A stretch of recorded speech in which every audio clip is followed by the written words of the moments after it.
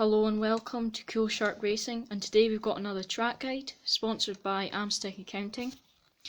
The track today is Brands Hatch GP with the Renault touring car. You'll notice for this week's track guide we have quite a few screens, including my pedals, the cockpit, chase view, and also our speedo with our revs, gear, throttle and brake. And first we're just going to have the clip where you can see exactly what I'm doing without me talking over it.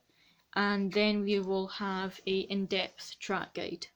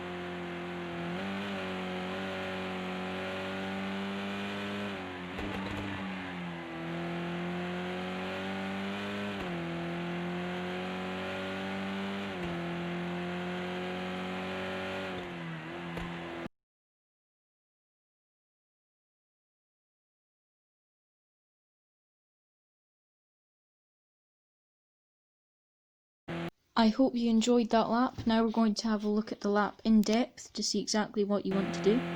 So coming into turn 1, we want to brake at the final board on the left hand side. We don't want to be on the brakes for too long, but apply the throttle very smoothly and get a nice tight apex, not using the curb on the apex as that will slow us down. Coming into turn 2 for the hairpin, we want to brake just before this big sign here. And then we want to have a nice late apex here, just before that black sign on the right hand side of the track. If we apex too early, we'll lose a lot of speed because we'll be riding the curb for too long. Then on the exit, we want to use all the track here, using quite a bit of that exit curb there.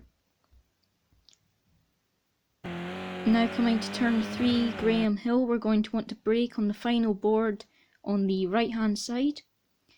You're going to want to get really tight on the apex but not using the curb. We're going to want to use all the track on the exit, but be careful on the curb because it's very easy to invalidate your lap time here.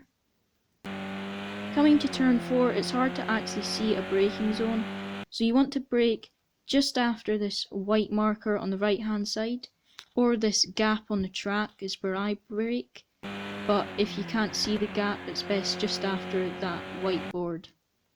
We also want to get quite a late apex on turn 4. We don't want to ride the curb for too long and you want a good exit speed, so try and get a late apex there. And then using all the curb on the exit, really pushing as hard as we can.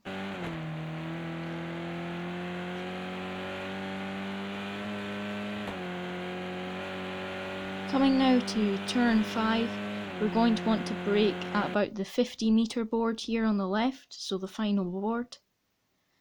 And then we want to get nice and close to the curb on the apex, not using it because it's so thin it'll just put us into a slide, but getting nice and close and then using all the exit as well. Coming for the next corner, turn 6, we're going to want to brake at the 50-meter board again and get a really nice tight apex, just using a little bit of curb there. And then on the exit as well, we want to try and use some of that curb, just pushing as hard as we can. Coming to turn 7, there's really hard to find a braking zone, so you kind of want to brake in between the 100-yard and the 50-meter board. This gap on the barrier on the right hand side is actually a very good braking point there. And then for turn 7, we really want to use all the curb there Being careful not to invalidate the lap, but just using as much curb as we can. Be careful on the exit because it's grass, you don't want to spin. And then for turn 8 we want to brake at the 50-metre board again on the right hand side. Get a nice tight apex, trying to use all the track to get a good amount of speed coming through the final few corners. Then for turn 9 we want to brake where the grey runoff area starts, and we want to get a nice tight apex, being careful not to use too much any curb because it'll put us on 2 wheels and obviously wreck our lap. But then get a nice good apex and finish off our lap there. I hope you enjoyed that track guide. Thanks a lot for watching.